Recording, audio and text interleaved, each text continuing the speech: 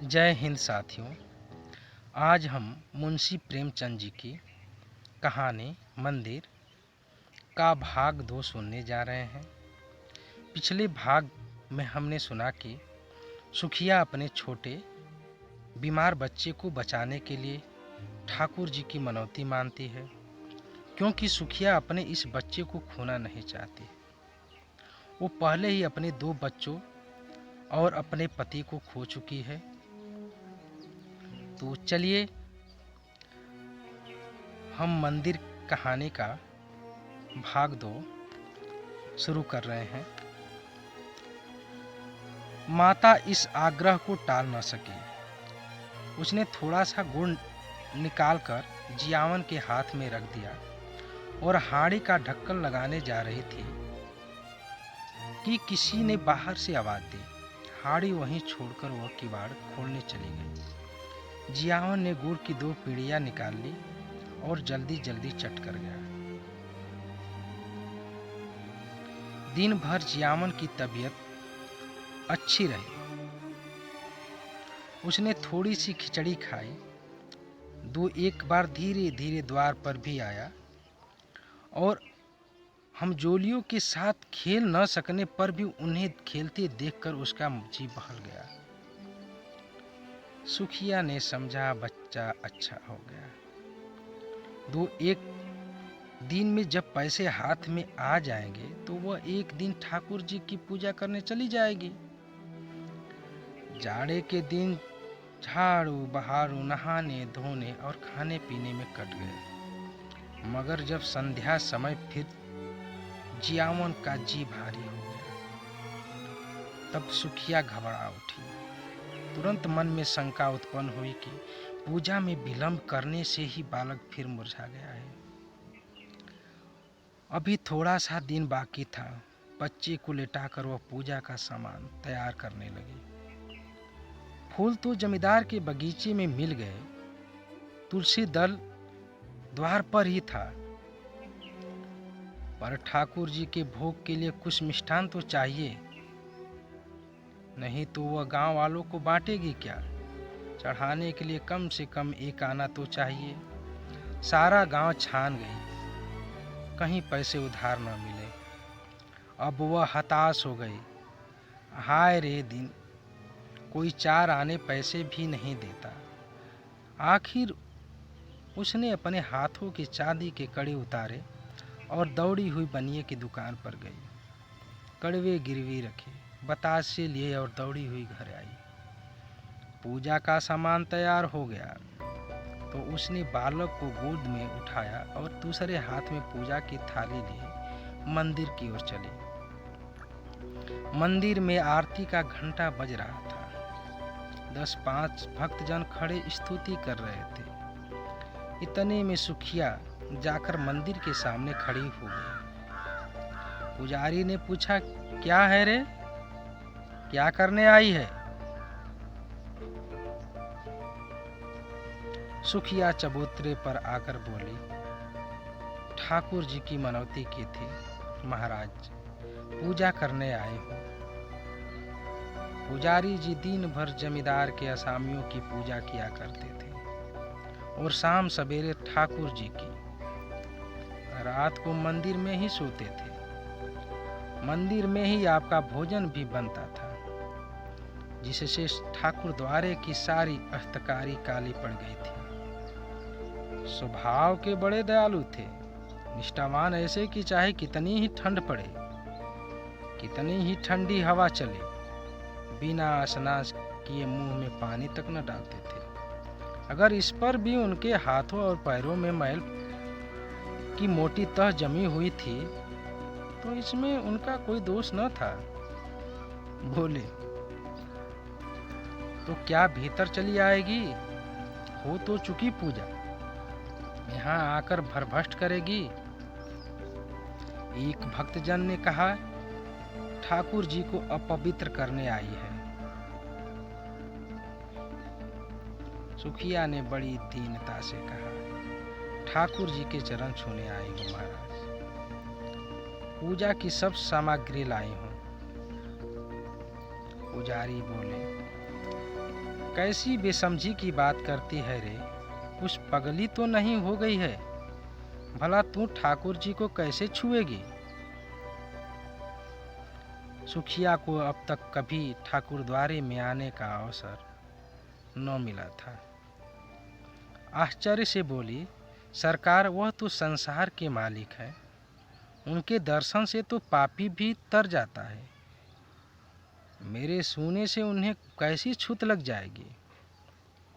पुजारी बोले, अरे तू चमारिन है कि नहीं रे?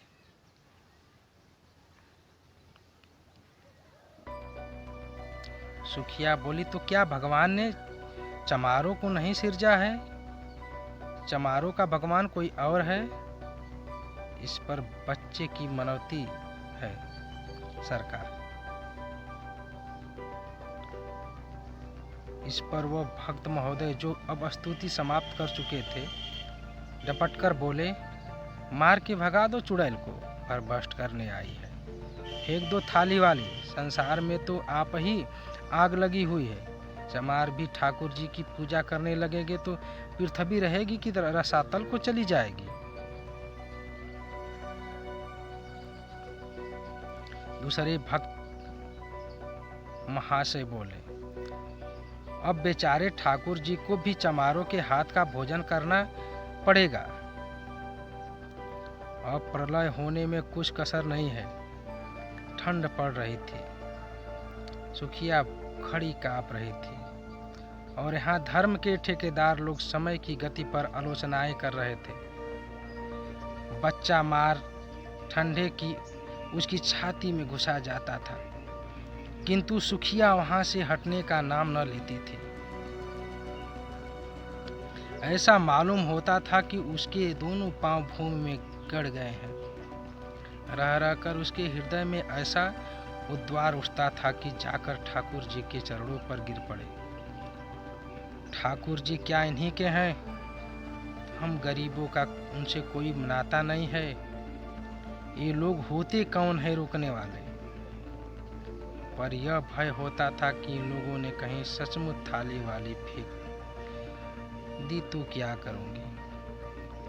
दिल में ऐंठ कर रह जाती थी। सहसा उसे एक बात सूझी।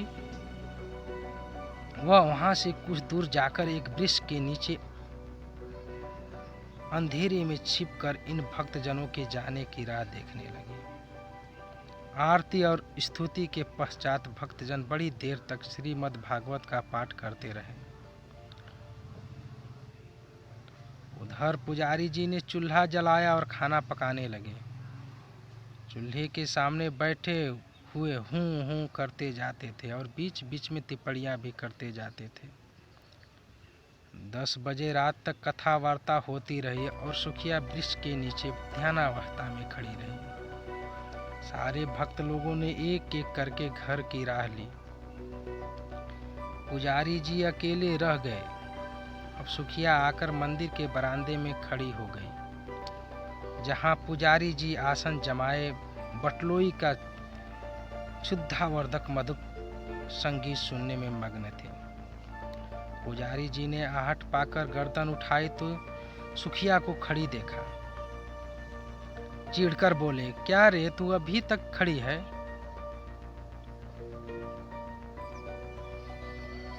सुखिया ने थाली जमीन पर रख दी और एक हाथ फैलाकर भिक्षा प्रार्थना करती हुई बोली, महाराज जी, मैं अभागिनी हूँ। यही बालक मेरे जीवन का आलम है। मुझ पर दया करो। 3 दिन से इसने सिर नहीं उठाया। तुम्हें बड़ा जस होगा महाराज जी। यह कहते कहते सुखिया रोने लगी। पुजारी जी दयालु तो थे, पर चमारिन को ठाकुर जी के समीप जाने देने का अश्रुतपूर्व घोर घातक वह कैसे कर सकते थे? न जाने ठाकुर जी इसका क्या दंड दें।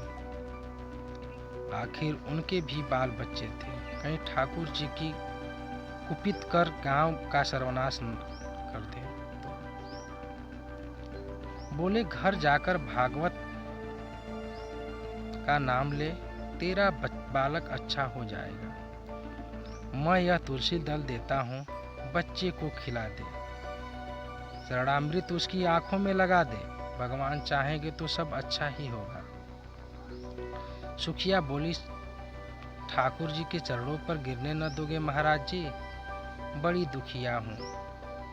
उधार काढ़ कर पूजा की सामग्री जुटाई है मैंने। मैं कल सपना देखा था, महाराज जी की, ठाकुर जी की पूजा कर तेरा बालक अच्छा हो जाएगा, तभी दौड़ी आई हूँ। मेरे पास 1 रुपया है, वह मुझसे ले लो, पर मुझे एक क्षण भर ठाकुर जी के चरणों पर गिर लेने दो। इस प्रलोभन ने पंडित जी को एक क्षण के लिए विचलित कर दिया, किंतु मूर्खता के कारण ईश्वर का भय उनके मन में कुछ कुछ बाकी था।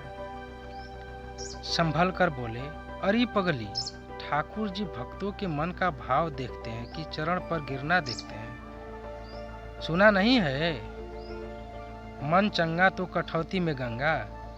मन में भक्ति न हो तो लाख कोई भगवान के चरणों पर गिरे, कुछ न होगा। मेरे पास एक जंतर है, दाम तो उसका बहुत है, पर तुझे 1 ही रुपया में दे दूंगा। उसे बच्चे के गले में बांध देना, बस कल बच्चा खेलने लगेगा। साथियों, कहानी का शेष भाग अगली वीडियो में। तब तक हमारे वीडियो को लाइक शेयर करें तथा हमारे PK चौहान @ 247 को सब्सक्राइब करें। धन्यवाद।